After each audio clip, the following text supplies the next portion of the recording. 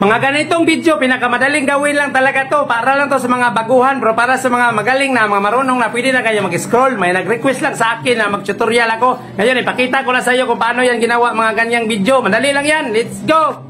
Siyempre, una, kailangan may video ka na may highway, nang ganun ba, nang tumatakbo ng sasakyan, yung nakasakay ka. Tapos, pagdating mo sa bahay mo, ito ang gawin mo. Pero kahit wala kang green dyan, pwede yan kahit anong kulay. Basta isang kulay lang, plain lang ba? Pwede mo yan sa dingding mo o bungbong ba? Ano ba yan sa Tagalog? Basta isang kulay lang, pwede na yan. Tapos, punta na tayo sa CapCut. Tapos, new project. Pag new project na, hanapin natin yung video ng ginawa natin. Yan ba, yung nasa highway, i-add lang natin.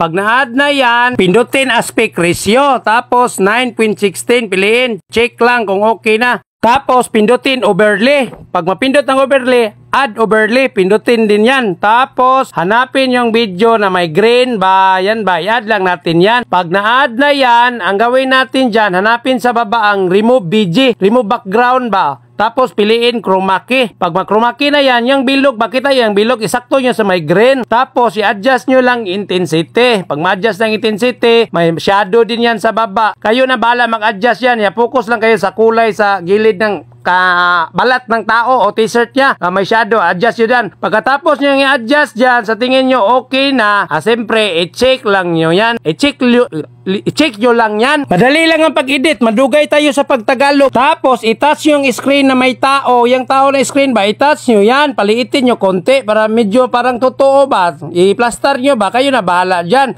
Tapos, try natin. Subukan natin ba. Try natin ha. Tingnan nyo. Ganon. Di ba?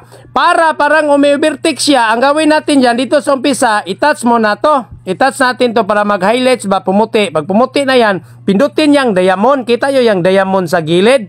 Pindutin nyo yung diamond, magka-diamond yan sa baba. Tapos i-touch yung screen, itago nyo ba? Itago nyo. Tapos i-touch nyo tong nasa baba, konti, abante. Tapos ibalik nyo sa gitna yung tao. Magka-diamond man yan sa baba. I-touch nyo, ibalik nyo sa gitna. Di ba? May diamond sa baba.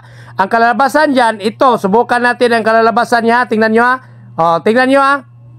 Play. Ganon. Parang ubertik siya ba? Parang umuuna siya ba? Tapos, ang gawin natin dyan, para medyo lumalayo siya ng konti, i-touch nyo lang siya, tapos paliitin. Paliitin konti ba?